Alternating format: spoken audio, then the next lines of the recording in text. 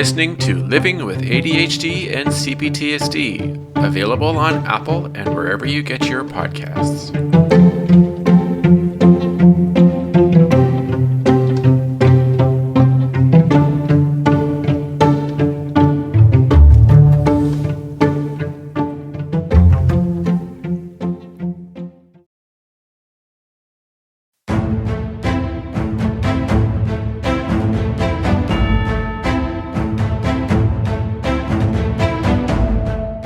Hello and welcome to another episode of Living with ADHD and CPTSD. Here is part 2 of the episode I created last Friday with 3 women from around the world talking about ADHD. And here we are. Oh, that's terrible. I'm so sorry. I have one question for you, Smita. I'm really curious because I know that, and a lot of people in other countries are aware that human rights in India are not quite the same as in like Canada or the US. If, let's say you were a male or a man, do you think that you would have had a lot more support or a lot more ability to get help and therapy and maybe medication if you were a male? Actually, no, I don't think I would have gotten any help.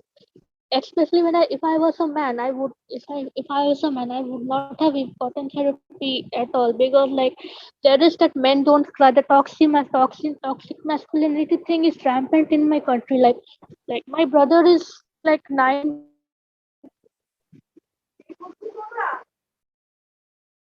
Oh.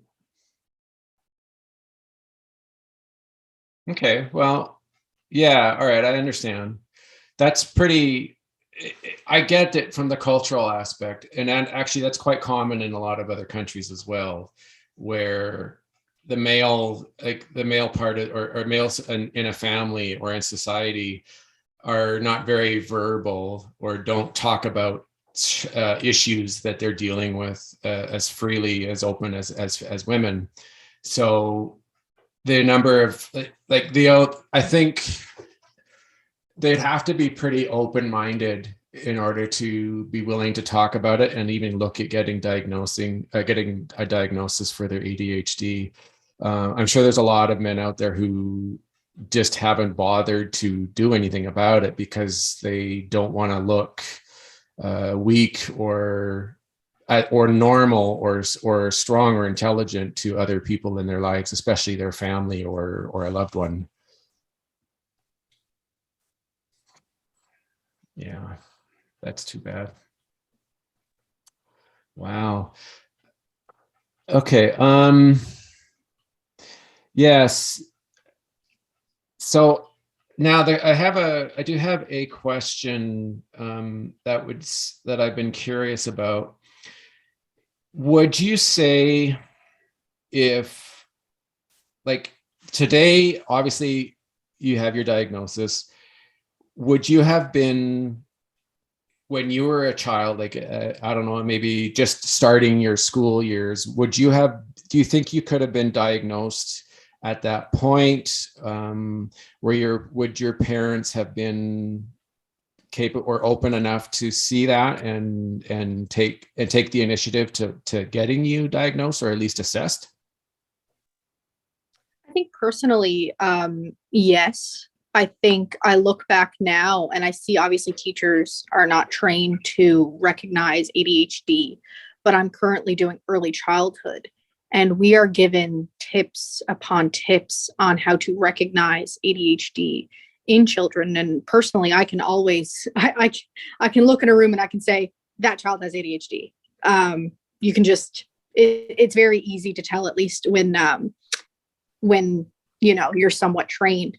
But I think I look back and I see, how did this teacher not know, or how did this person how could they not see it in a disappointing kind of way? Because I think I got the same help in high school that I would have gotten through all of my years. So I don't know if it would have made a huge difference. I think for self-esteem, it would have made a big difference. Otherwise, I'm not exactly sure. But I look back on certain aspects of teachers and I'm like, how did you not Had you not know, in a funny way, again, of course. Yeah, I agree. I had a teacher. It was 1984. My first grade one, and I think at that point I was probably already had the ADHD. It was nobody at that point, nobody really knew, but I had a teacher who probably didn't have a clue, had no idea. And I actually have the report cards from that time frame, and there's the comments, right, from the teacher. And there's no discussion, or there's nothing about that your child seems to be hyperactive or is highly distracted. Like, there's nothing like that. It's the child needs to learn to not talk out of turn, needs to learn to like share, etc. All these things, like it. And the funny thing is those words, when you actually look at it, are signs and symptoms of ADHD. They're not the main symptoms where everybody says, okay, that's how you diagnose, but they are signs of actual ADHD, because though, like, talking out of turn is signs of a lack of impulse control. Not sharing is a sign of, like, also an impulse related thing, but it also is a regulation issue. And their parents aren't really like showing them and teaching them how to share, or how to the social etiquette part of it. Like, there's all these little things, and the teacher is expressing it in their words that this is ADHD, but as far as they know, it's just the child needs more structure, needs discipline, needs to be shown that, hey, you have to share, you have to be wait your turn, don't talk out of turn, be nice, all these things. And the parents go, oh yeah, well, we'll have a talk with them and we'll work out something, and that's it. But no mention or no even thought or anything to do with any kind of a disability or ADHD or anything. And I would give anything to go back to that teacher and say, guess what? This was actually what the problem was, and see her reaction. But yeah, it's a common problem. It not maybe as much today, but it still is out there, where the people who have a direct influence on that child doesn't have the understanding or the ability to realize that there's something going on. It's not just a discipline issue. I think as well, for me, I don't have as such the H part of ADHD. I mostly have the ADD, inattentive. Yeah. And I think it was the inattentiveness that made me not get a diagnosis. I think if I did have more hyperactivity, I would have gotten a diagnosis. Not saying that I wish that upon myself, but I do think that that is partially the reason why the diagnosis was so late. And in the fact that I'm saying it's late, I know it's early. I know we had this conversation before the podcast started, but out of everyone on this podcast today, I'm the youngest to get diagnosed, I believe, with ADHD. And I thought I would have been one of the older ones to get diagnosed. But that's just not true. Yeah. Yeah. I would, go on, Smita. I was going to add that it kind of reminds me of some of my experience during my kindergarten and my elementary school days. So it was like 2007, and I joined this new school. It was a Catholic school as well. It was a convent Catholic school, and I joined this school. And I remember that there used to be this teacher who, like, when we go home, she used to interact with the students' parents. I used to talk about how the student was performing and all. So I used to remember that, and this teacher, my KG2 teacher, had a lot of complaints about me that I don't study well and all, and it always resulted in in a very disastrous way. Every time I go home, it always resulted in a disaster. I remember this part when I was like, that time it was back in that school itself. So I was like, a teacher was writing some questions on the board, question answers on the board, and for some reason I did not write it down on my notebook, but I was just simply just staring at the board and I was doing nothing, and that bothered the teacher a lot. There Wow. is that thing, and there was also like in elementary school, there's sometimes teacher and maybe even in middle school as well. There were times when like teacher used to appoint the smart student, the quote unquote smart student, to help me, and because I wasn't able to get my job by studies done and all, and I used to kind of take it in a negative way because like I used to think that I was there, that maybe they wanted to help me, but I was there trying to put me down because I'm dumber than the smart student, I'm immature, I'm this, and so I had a lot of internalized ableism growing up. Right. That's terrible. I would like to add that there, when it comes to teaching environments and teachers having responsibility to figure out who might be neurodiverse or not, I think there's an added layer of having like a diverse classroom. Like the issue with me growing up was that I was the only non-white child in my classroom consistently for the past, like the first 12 years of my life, like Wow. schooling life. And so what actually kind of my hindrances were actually coming from my teachers, where they had their own internalized biases, and they would say things to me like, you will not be successful because you are brown or you are not white, or they would actively try to sabotage my education. They would call out my parents, and they would try to either use complicated words or condescend on them, to say things like, your child is not performing well because she talks over other people, hence she's not capable of being in this classroom. We would like to demote her. Whereas again, I was still on top of my class. So this is, I think, for me, not getting my ADHD diagnosis on time, or actually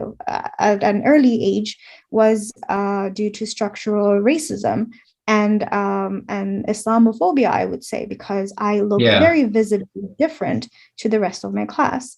It got to a point where when I was actually challenged by my teacher, I was, mind you, I'm 12 years old, and this is like 50-year-old lady, and she challenged Yeah. me, and she said, you will never be able to go to this school where they have a more diverse kind of curriculum with lots of different backgrounds for children, like with students with different like ethnic backgrounds. You will never go there because you don't have the skills. And I got so enraged. At 12 years old, I studied and I studied. And I think this is where my hyperfixation with studying comes with. It's because it comes from self-preservation. I saw the hostility in people around me. And that's how I became the person who I am now, to prove them wrong, Absolutely. basically. And Yeah. so when, and instead of, and so she tried to discourage me to go to this school, and she recruited two other girls and even gave them private teaching lessons to get them through that school. Fortunately, we all passed. All of three of us passed. I don't really know anything what happened to her, what happened to my teacher. I really don't want to even think about it because she Yeah. is in the past. But this is my, I would say, again, because ADHD diagnoses and processes, everybody has their own story. But this has been a consistent kind of mark in my life, where being visibly a minority has, and being on top of that a woman, has always been an issue when it comes to like finding, like, I wish I had an early diagnosis. It was there. I'm an inattentive, but it was there. Like even during my like university years, it was still there. Like nobody can say that I was acting like like a neurotypical. I was always loud. I was always social. I was very happy outside. I was asking a lot of questions, engaging a lot. I was doing my best work in group settings. I had issues with admin. Like my friends would remind me to do things. Like the signs were there, but I was not able to get the proper help because of my circumstances, which were bullying, like from figures of power, like teachers, or even from my own classmates. And Yeah. so this was 10 to 15 years ago. I hope it's changed. I don't know anything what's happening now in the Finnish education system, but I hope it's changed. But it is, I do wonder if I was the majority, like if I looked like any other white kid out there, I might have had a very different experience with this. Right. Yeah. Yeah, I think I could say that you probably would have, to be honest. It's sad, but that is probably the truth. I have to say I do feel fortunate that, like, I realize that I am a white male, and like I'm reminded several times by my girlfriend that just how, if you want to put it in comparison with other people, just how kind of easy I have it when it comes to certain things in life, despite ADHD. So I can understand and appreciate how people who aren't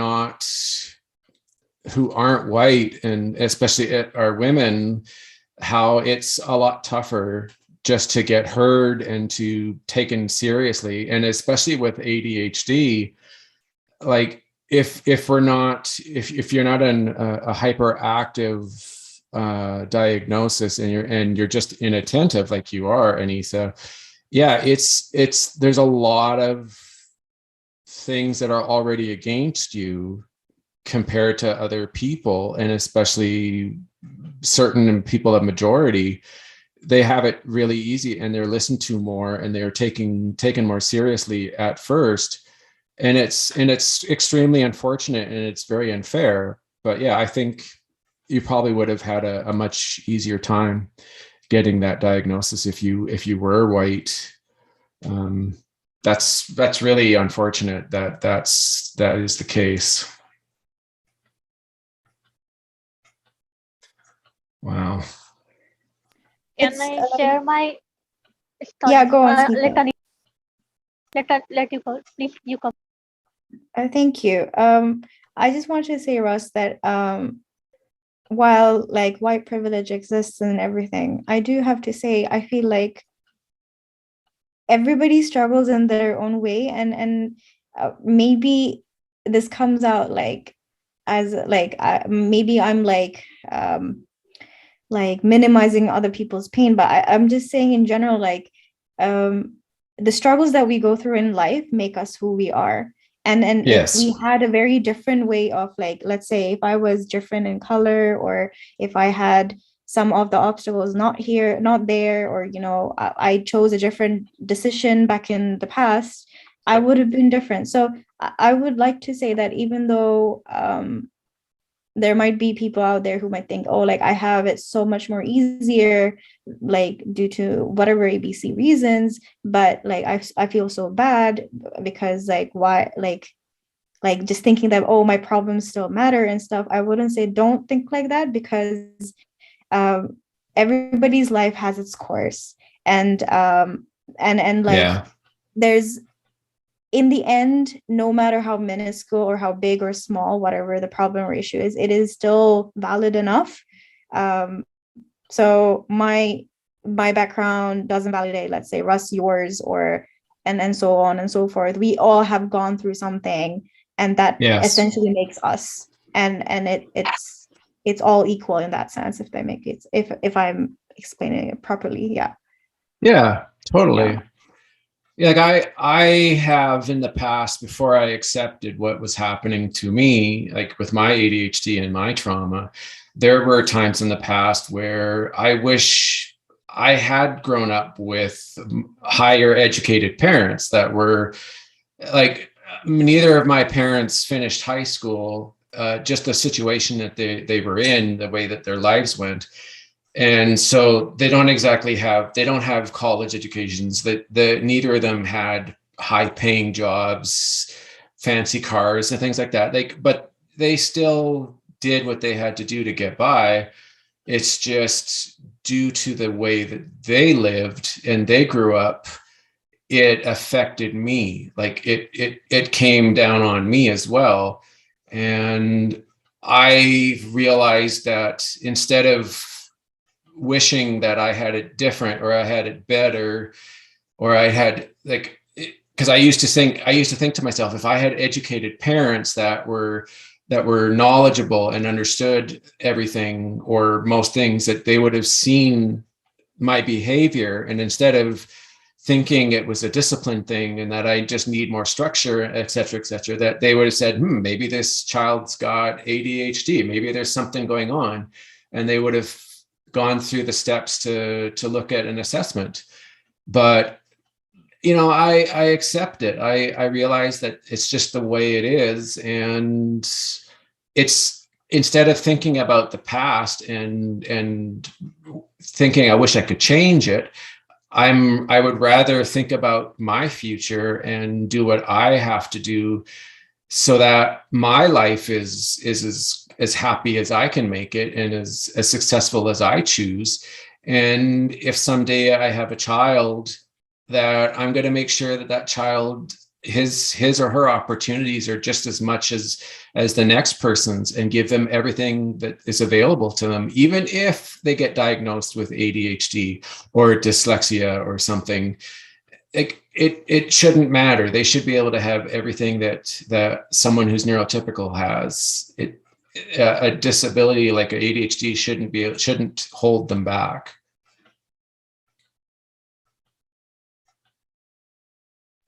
So I was going to talk about my experiences. So sometimes I Sure. think that it is a bit because like the mental health system in my country has failed me, and partly a bit because my parents don't give that much importance to emotional facts as well. So there is so in like situation wise, like unlike Anisa, I'm like in my own country, I'm a pretty privileged person, except for being a woman and a fat person. I'm a very privileged person in a sense. But like I remember when I was like 6 or 7 years old, they took me to a therapist, and because like I learned to talk at a very late age. So like they were kind of like took for that reason I think they took me. And then I remember in seventh grade they took me to another therapist because like they themselves weren't able to understand why I don't like studying and all.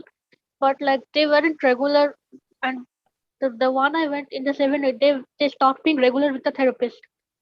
They stopped being regular, and like they were like, oh, I missed this one session, so if we go next time the therapist will get angry, so we are going to skip it all and we will never go again. There Right. was a thing. And like I remember like how wait I think it was like by the end of 2019, like at the cusp, when 2020 was being started, it was like 30 or 31st December, that kind of time. I went to a therapist again because like my parents were, from what I think my parents were describing, I was having anxiety problems from from what my parents were describing. Right. And that doctor, they said that so and that doctor, they said that I just have low self-esteem because I'm fat. So like Right. they were like, if I lose, then he was like, if I lose my weight and I might become more confident and my anxiety and all will go away. But that time my weight wasn't the biggest concern. Like I am not the most secure person about my body, but like it wasn't the main thing which it is not one of the main things which made me sad at that time. It was like it was like being talented enough and or being talented or being intelligent enough or being Yeah. successful enough but not being fat. So like as of so like I it's more like the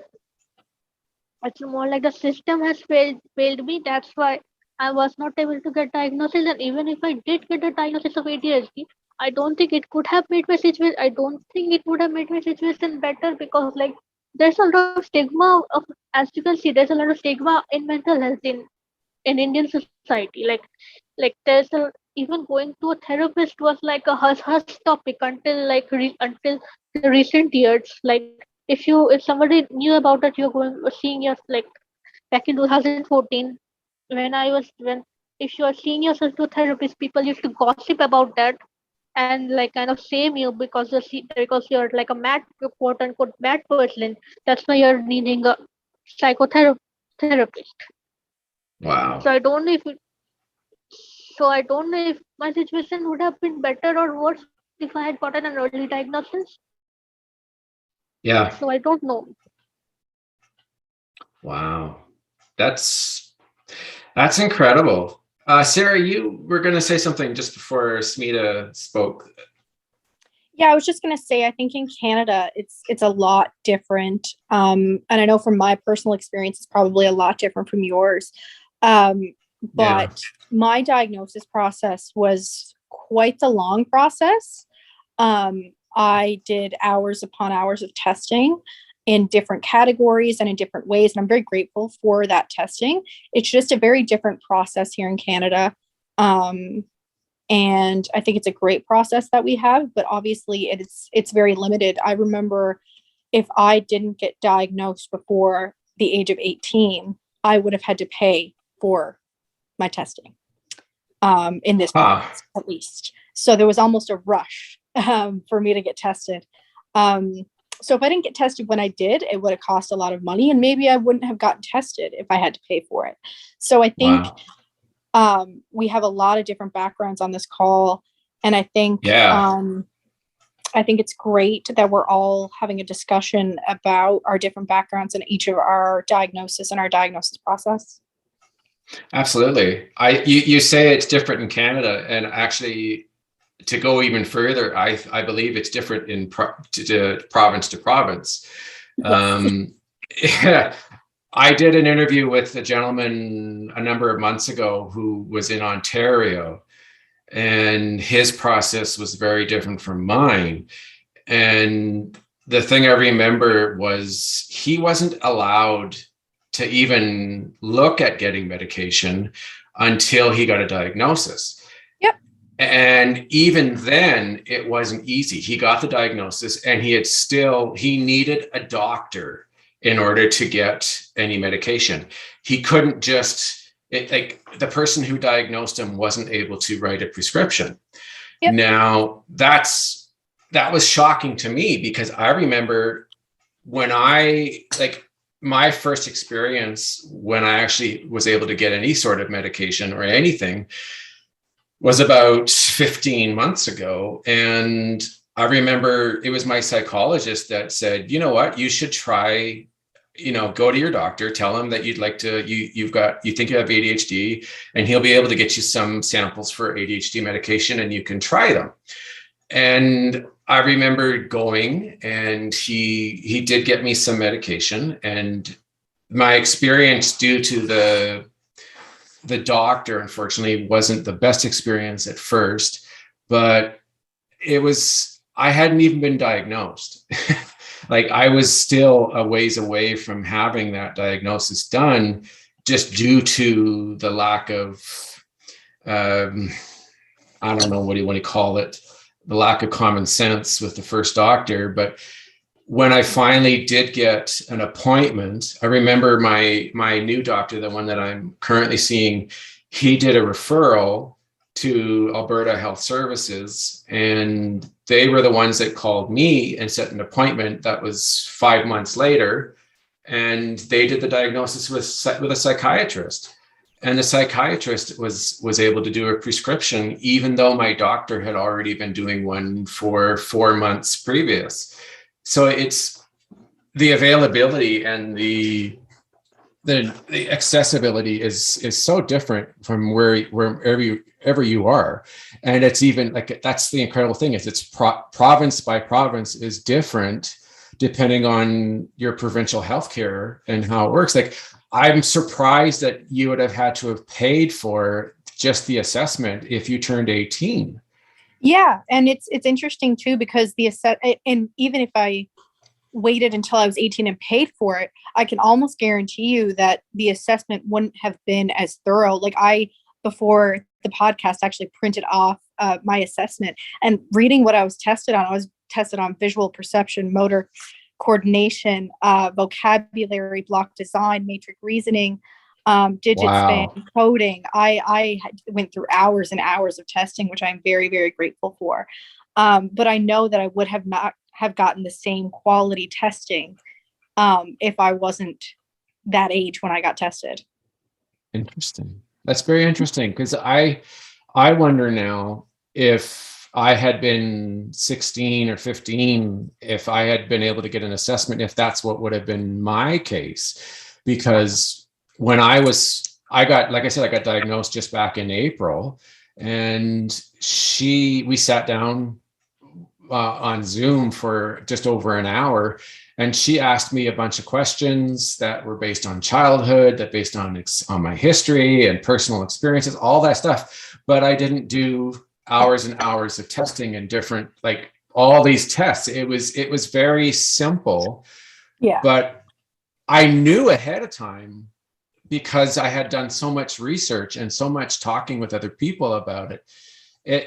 It's surprising. I was expecting to do what you did when I was going to do my assessment. Yep.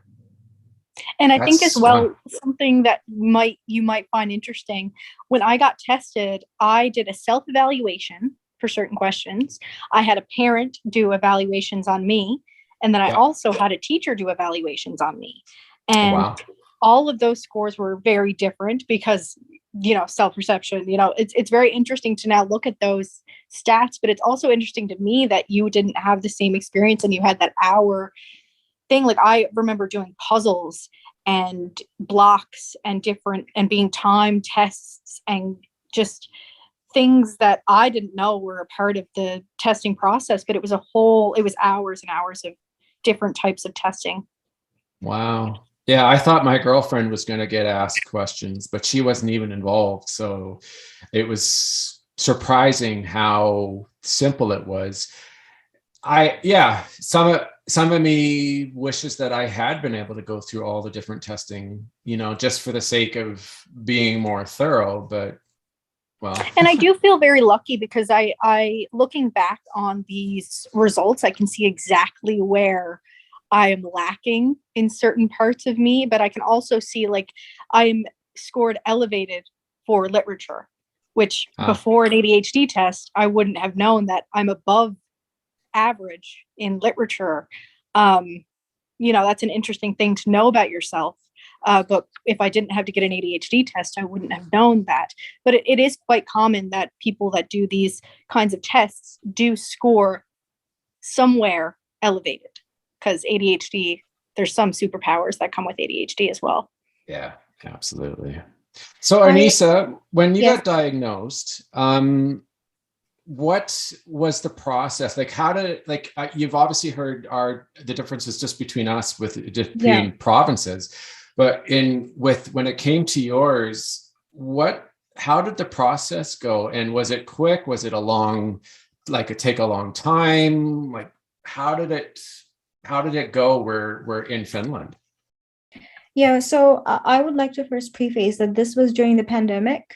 So during the start of the pandemic. So I guess my experience can be only talked about in the perspective from the pandemic and, like the online phone calls and the video conferences. And obviously the line was really long at that time. So mine was done through the university. So if you're a university student here in Finland, you are entitled to free healthcare. And that includes it's in general, it's free healthcare for citizens, but there's a special section of the healthcare that is dedicated only for the students of universities and higher education. And I referred myself to, as I previously said, was to treat my anxiety and depression, which was at the peak during the first few months of pandemic. And so I told them I am having these issues. I would like to have some help. And they gave me this meeting where I would have to meet this one person. I'm guessing it's like a psychiatric nurse, and Yeah. we were talking about through my issues, and they were giving me like some certain tips and stuff, but it was mostly me just ranting and venting, and it seemed to be enough for me to kind of work out my issues. And in the middle, that was when I was on Twitter and I found out about like the ADHD Twitterverse, I guess. And that's where I was Yeah. like, hold on, this seems very familiar. Why do I have a feeling that this is me? And so I went into this kind of rabbit hole of like reading books and following people on Twitter and kind of seeing how like just finding information about ADHD and its different categories. And then once I was sure that, okay, this is something that I would like to kind of go and investigate, I asked this nurse that, hey, do you think I have a chance at being investigated on ADHD? And immediately they first said to me was, maybe you do have some signs, but you do have to get some evaluations done. So the Right. next step was for me to have, like, as an adult, I had to have a separate appointment where they assessed me on my childhood. So they have an initial assessment done by the psychiatric nurse. Then you would have the GP, the general practitioner doctor, who would actually then talk to you in general again. And then you would have a follow-up again with this GP. And so the initial evaluation, they talked about my childhood, they talked about my routines, behavior in general, emotional aspects. They talked about my school, they talked about my current situation, my past, what about my parents? And they were later on saying that we will be later on contacting your parents if necessary, if this goes forward. Then they told me that they would like to access my school records. So I had to go 2 hours into the capital city to find this one document. Again, this is excruciating for an ADHD person, but I had to do this whole adventure of finding this one document, had to be on time, find it with this one school admin, and then send it back. And then they had the GP meeting. And the GP meeting was basically about physical symptoms.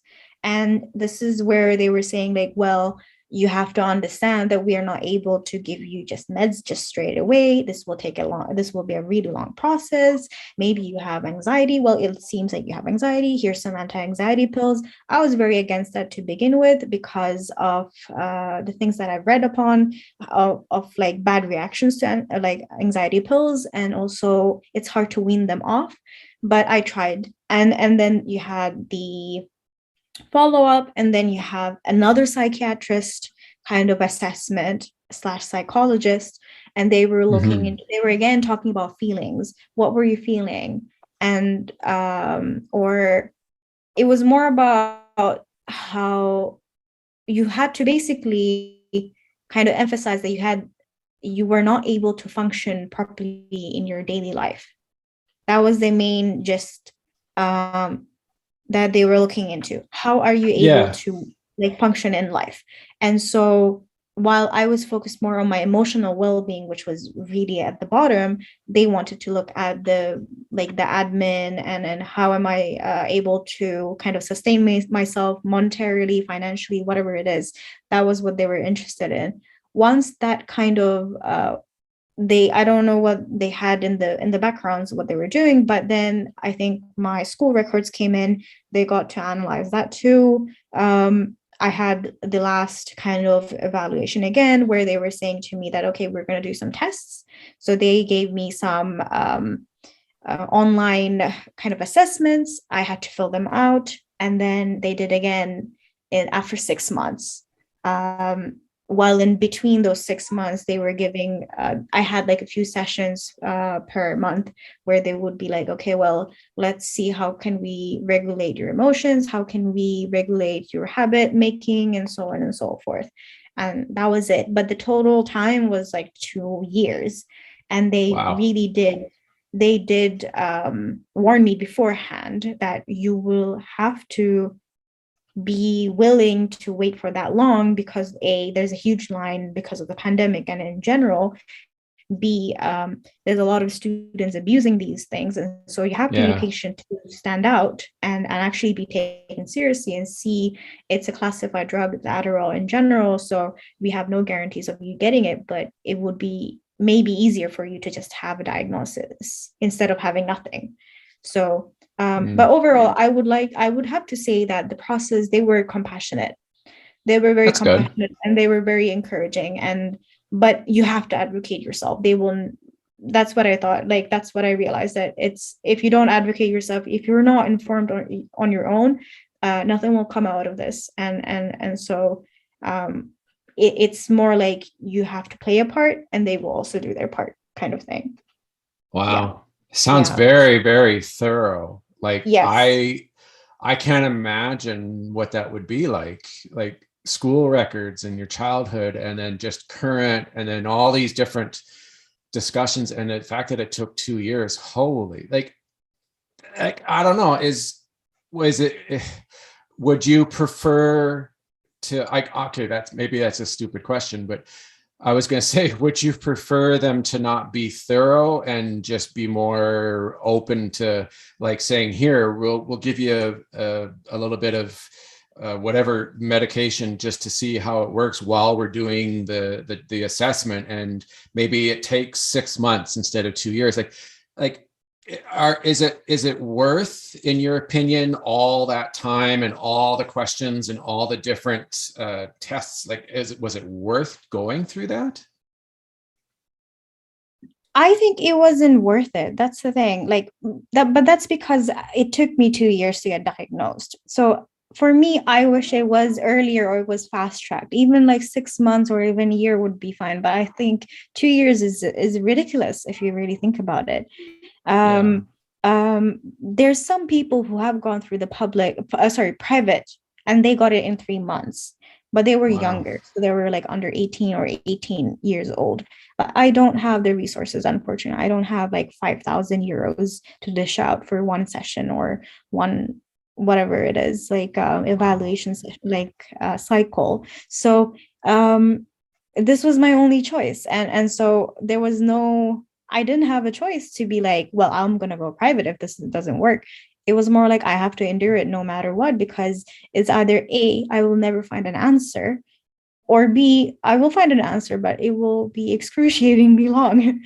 So I guess, so I guess it wasn't worth it. Like, I wish it was shorter, but I do understand where the concern is coming from, because obviously you don't want to diagnose, like misdiagnosis is also a really big issue.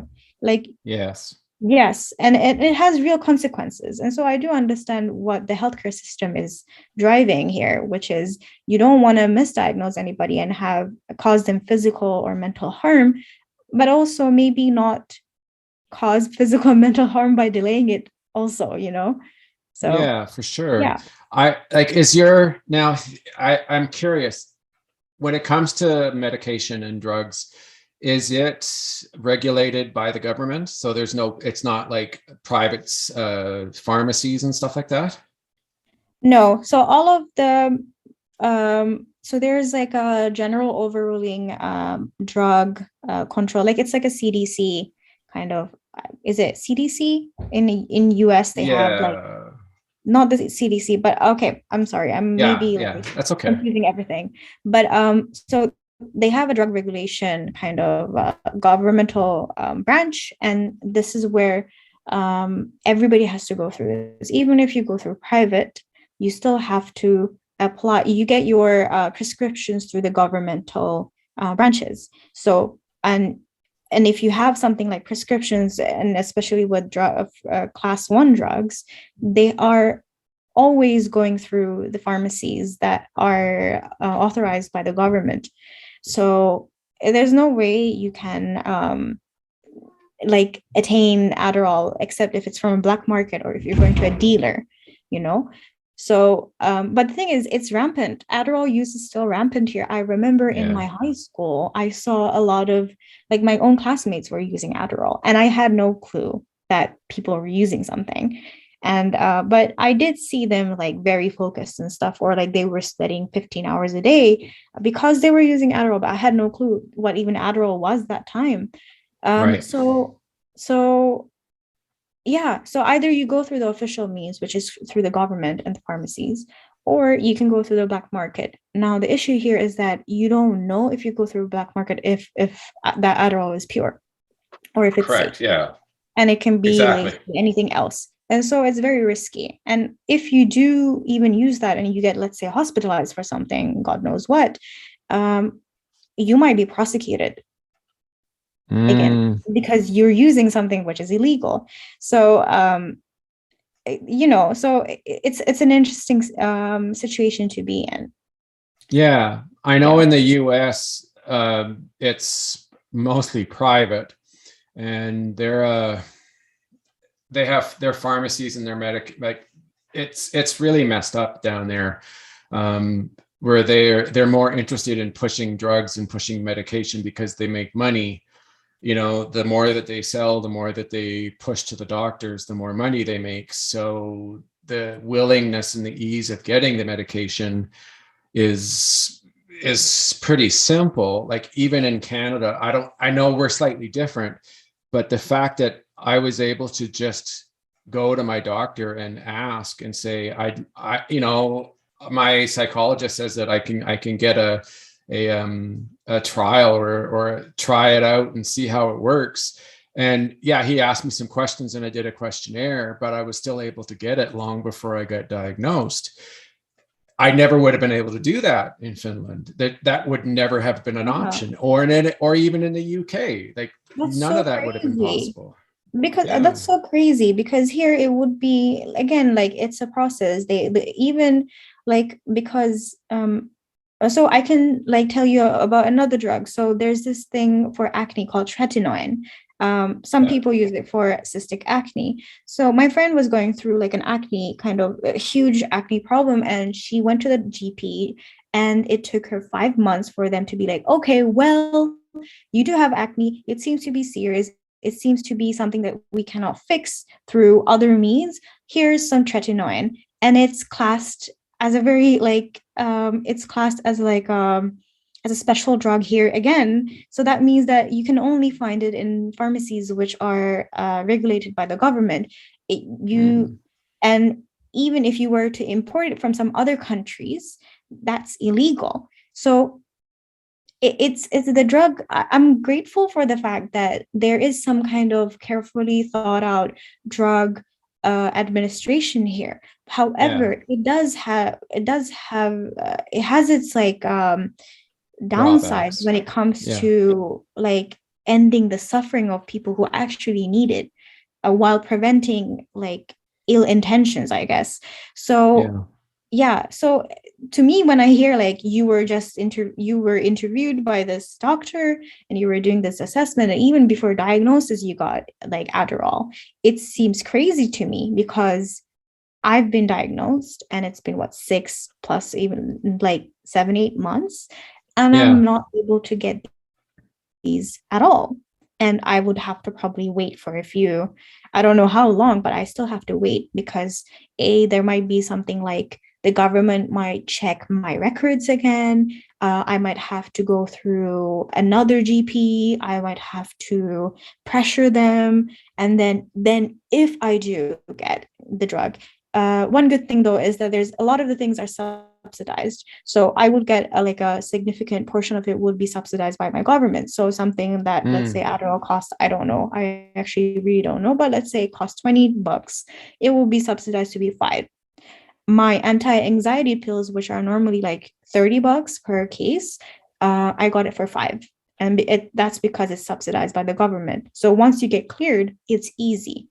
And you can get the refills easy. It's just getting the clearance that is very hard and difficult. So, but I would say that it's better than people just showing up to the doctor and being like, hey, I have an issue, give me a pill. So I don't know. It's both good and bad in that sense.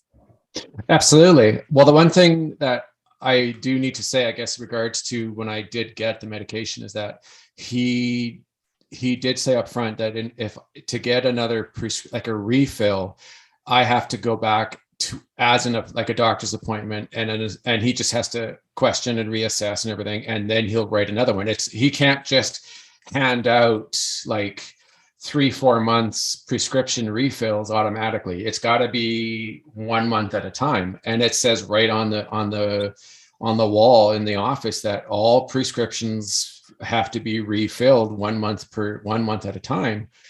And that's their way to prevent someone from well, I know they can't completely, but it helps to prevent abuse or someone just trying to get it just so they can get better education or have better focus or whatever for studying or whatever. But yeah, I was surprised too. I honestly didn't think it would be that easy.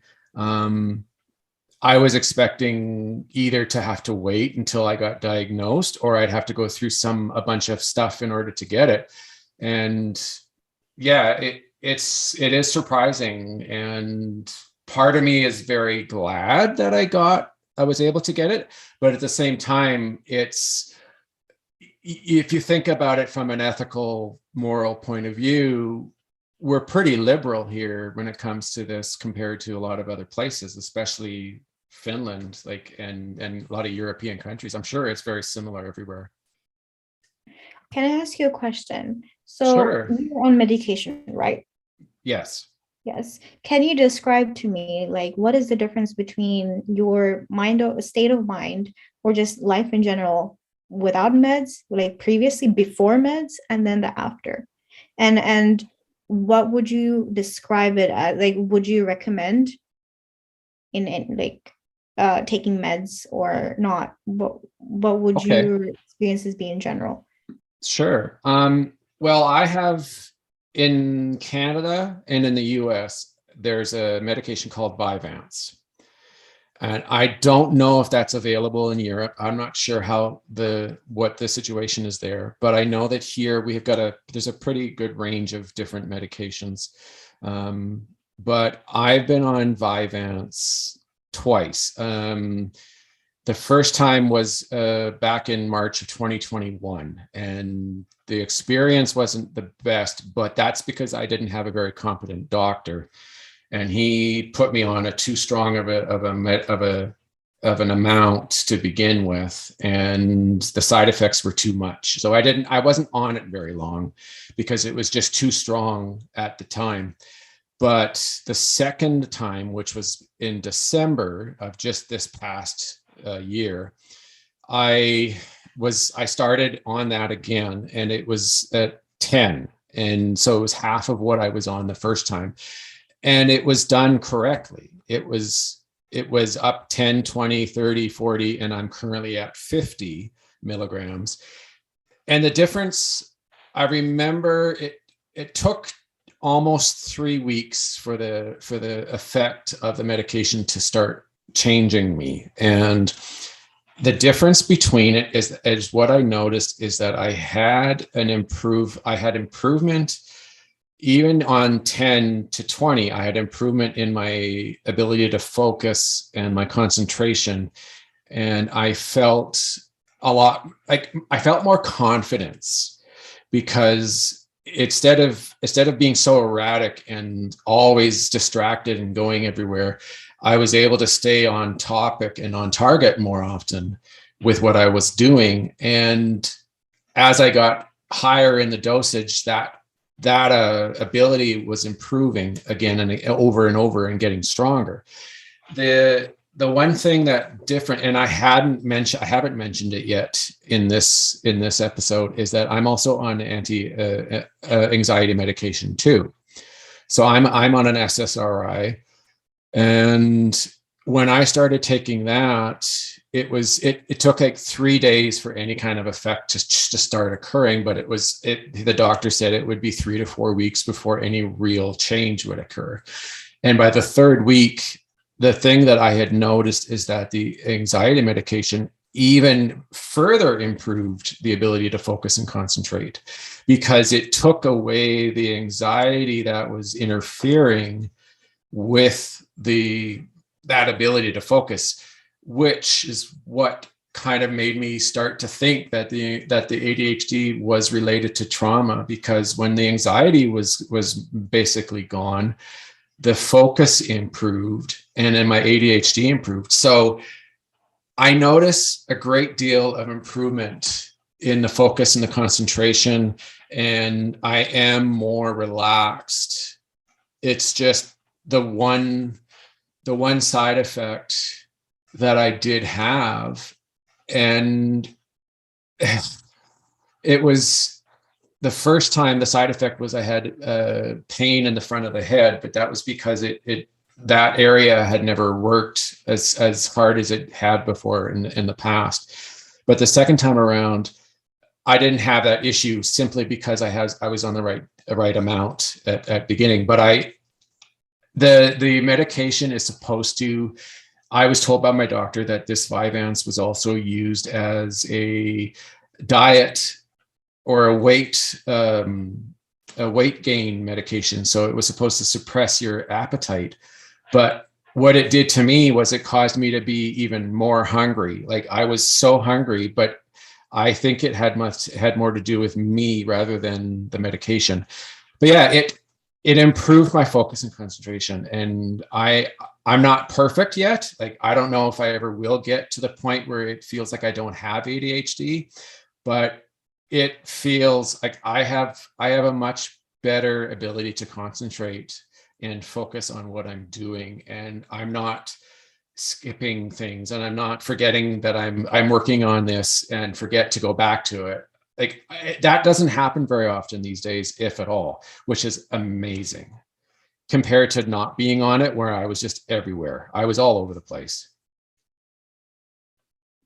Thank you. That really Yeah. gives me hope that maybe I will get at least some kind of relief when I do get the chance to. I think you will. Yeah. I think you will. Like I don't know what's available. Is Adderall the only one that's available in Finland? You can get Vyvanse. I was just looking at it. It's called Elvanse here, and Okay. it is classified as an addictive drug. So again, yeah, they said that too. Yeah. So I whatever it is, I do hope I get the chance to experience some kind of relief in medication form. Currently I'm literally living off of exercise. Right. So to regulate my mood, which I don't do often, but even when I do, it's great. And then I have found some personal kind of ways to cope with.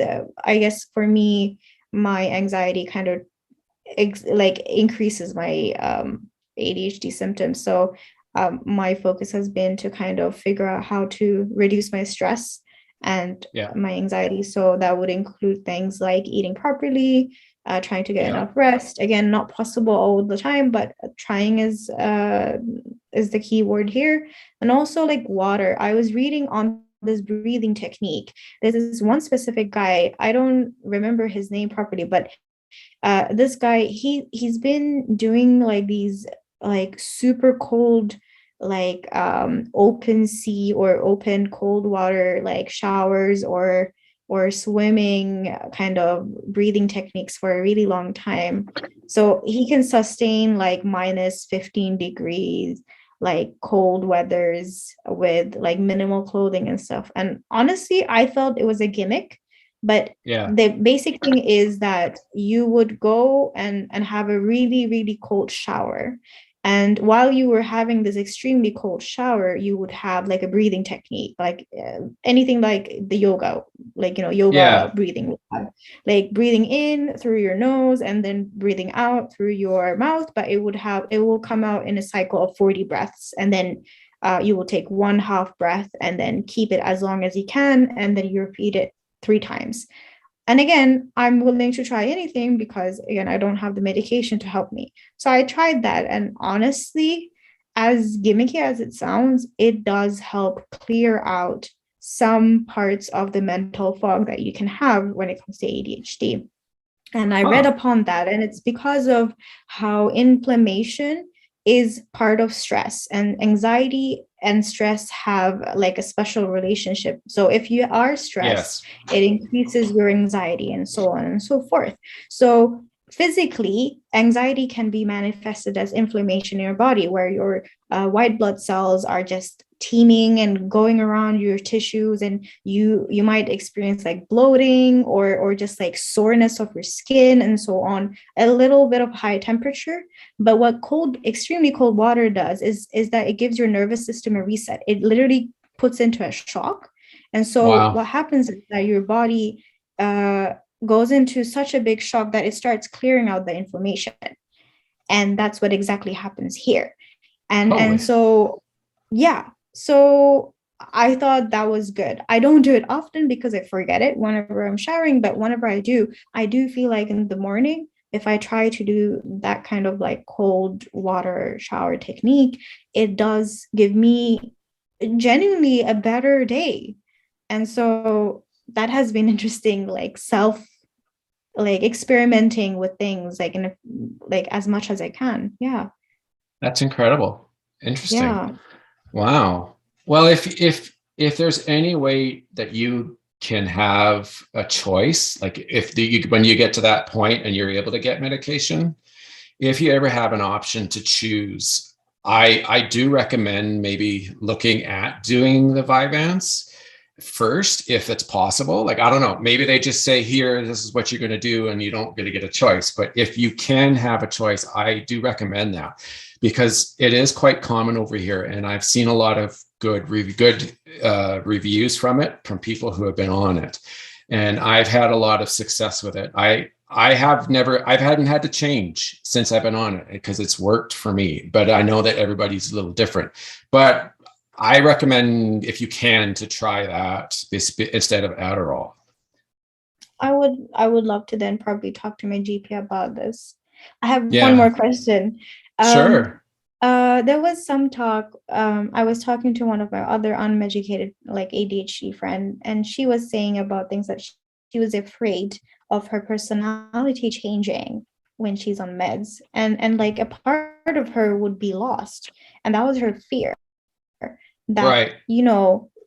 Like we might be to our family and friends like the quirky, kind of all over the place, kind of, happy-go-lucky or somehow like interesting person in other people's lives. There's some kind of comfort in being that type of person for other people, because it validates your existence, if that makes sense. So once you are on meds and everything, what if you vanish? What if you as a person vanishes, and all that's left is this serious and concentrated person, and there's no more of that spark that makes you? So is that true? No, I would not say that's true, because it's not, unless, like, I can't see that happening, because that is that personality trait of that person isn't because of the ADHD. It's not because of the disability that they have.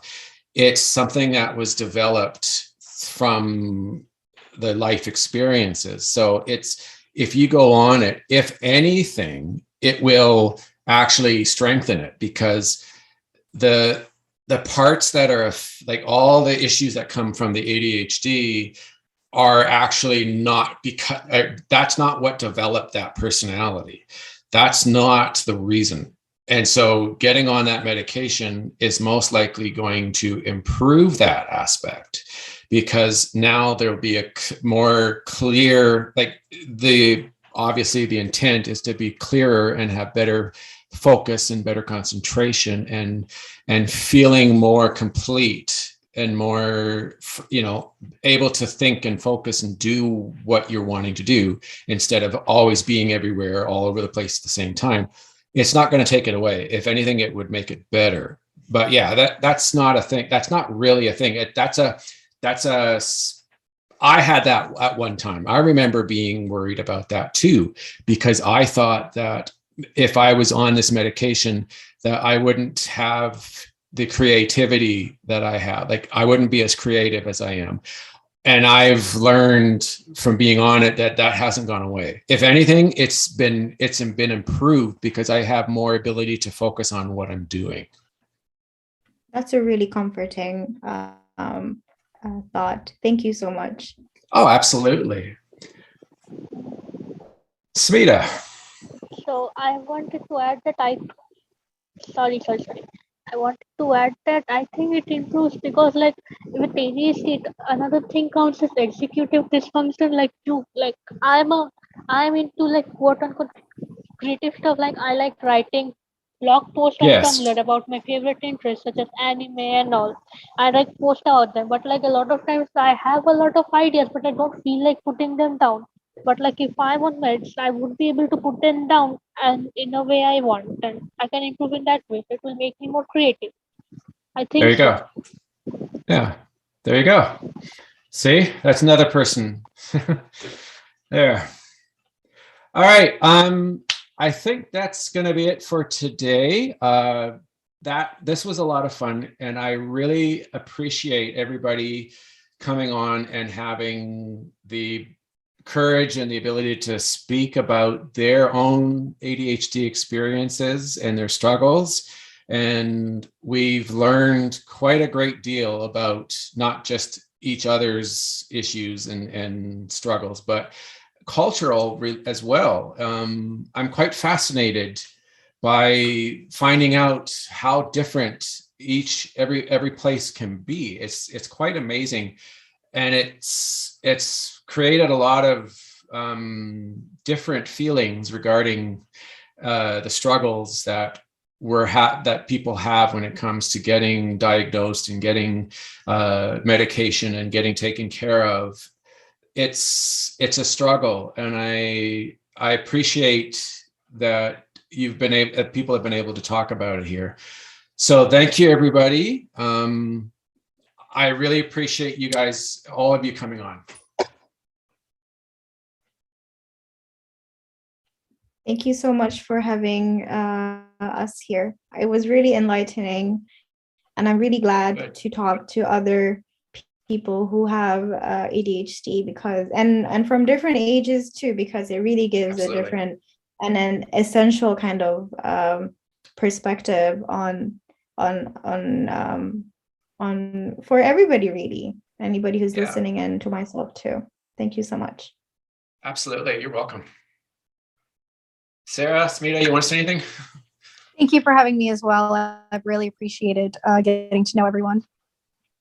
Yeah, you're welcome. Thank you for having me. It was really appreciated to know everyone. Like it's nice to know how everything, the difference in everyone's life. Like it was very interesting. Absolutely. You're all welcome. I'm so happy you came on. This was very enlightening as well. And I like the fact that everybody, we're able to learn about each other's experiences and the differences in what we've gone through. And for everybody out there who's listening to this episode, I hope that this was extremely informative and motivating and gives you maybe that extra push, or to show you that you can get this taken care of, you can get help, and that there are people out there that are more than willing to support you and make sure that you too are getting what you need to help with your ADHD. All right, that's it for today. I hope that you enjoyed this. Tune in next week for another episode of Living with ADHD and CPTSD. All right, everyone. Thanks for listening. Bye. Bye-bye. All right. Bye, everybody. Thanks for coming on. Thanks. Bye. Yeah. Bye. Thank you. Bye. You're welcome. You're welcome very much.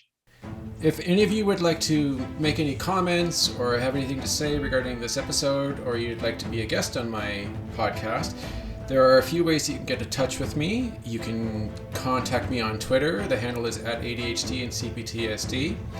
You can email me. The address is livingwithadhdandcptsd@gmail.com. You can go to my webpage. It is www.livingwithadhdandcptsd.ca. If you are finding that these podcasts are extremely beneficial and informative, and you are really enjoying my podcasts that I put out, then I would recommend becoming a subscriber. You would gain early access to all episodes that are new, including this one, and you would also be able to get exclusive access to all bonus podcast material that is only available to subscribers. So, if you listen to Apple Podcasts, become a subscriber. It's a very inexpensive amount. It's $1.49 a month if you are in the US or Canada, and it is $1.29 in the UK because their pound is a little more valuable than the dollar. So, become a subscriber. All right, that's it for this podcast. Everybody have a great day, and we'll talk to you next week. Bye, everyone.